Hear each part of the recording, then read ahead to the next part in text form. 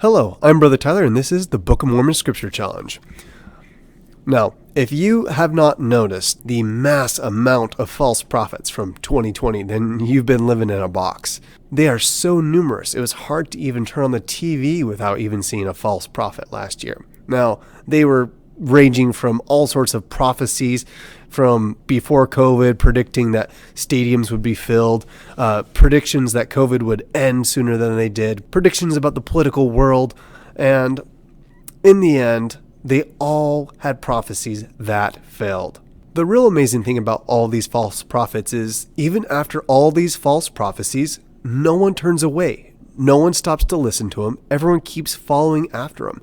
You always see the same pattern where the prophet has to either backpedal or move the goalpost on his prophecy. And there's so many ways that these prophets are trying to make their prophecies sound as if they're not false, or change it to, oh, it's just an opinion, not a prophecy.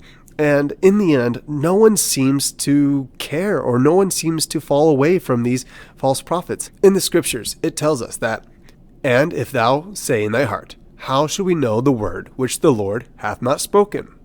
When a prophet speaketh in the name of the Lord, if that thing follow not, nor come to pass, that is the thing which the Lord hath not spoken. But the prophet hath spoken it presumptuously. Thou shalt not be afraid of him." If you ever hear a false prophet making a prophecy, and he says it in the name of the Lord, which lots of these prophets did, then you know for certainty that this is not a prophet of God.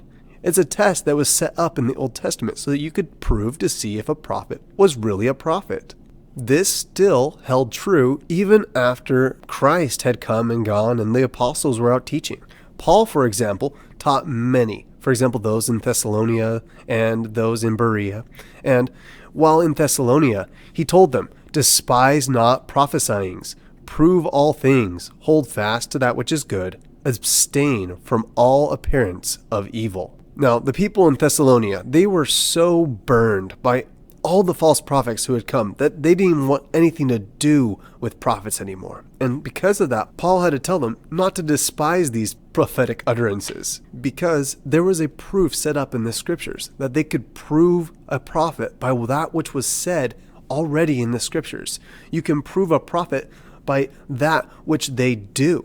So there's those two different ways that you can prove a prophet. If they say something contrary to what you already have in the scriptures, then they are not a true prophet. And if they say something that does not come to pass, then they are not a true prophet. Paul told them to hold on to that which is good.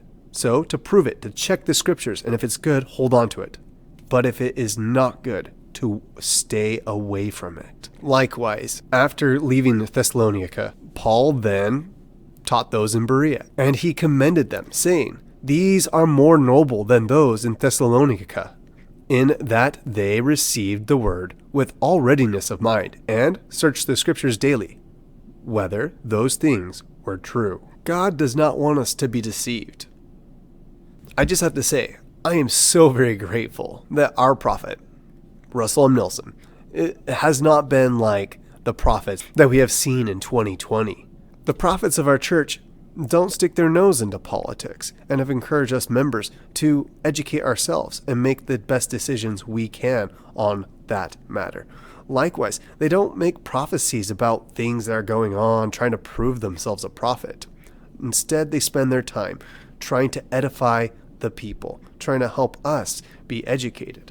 And likewise, I think it is important that we should take the time to study the scriptures, try to get to know them so that we can strengthen ourselves. Even with that said, it is important to check even our own prophets. Our own prophets teach us many marvelous things that sometimes is really hard to find in the scriptures. Does that mean that since we can't find them in the scriptures that we have to accept it as new revelation and that it is true? I don't think so. I think even new revelation has traces that would be comparable to old revelation in one way or another. And if they are not compatible, then we know that it does not work. Here on the Book of Mormon Scripture Challenge, we have been examining our scriptures, trying to understand what is being taught. We have been looking at the character of God. And next time, we will be looking at the proclamation given a year ago in April's General Conference to examine, does it match what was given to us previously in the Book of Mormon and the Bible? If you have not already watched those episodes, I would highly encourage you to do so. Click the link up above and watch these videos and think about what is being taught. Please join in the conversation. Share your thoughts. What we need is a conversation, not to ignore and to hide from it, just like all the people do with their false prophets all throughout the world today.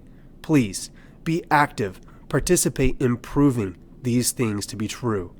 Let's strengthen our church and let's make it the best that we can possibly make it by proving all things. Keep an open mind as you read your scriptures and always question everything. Until next time.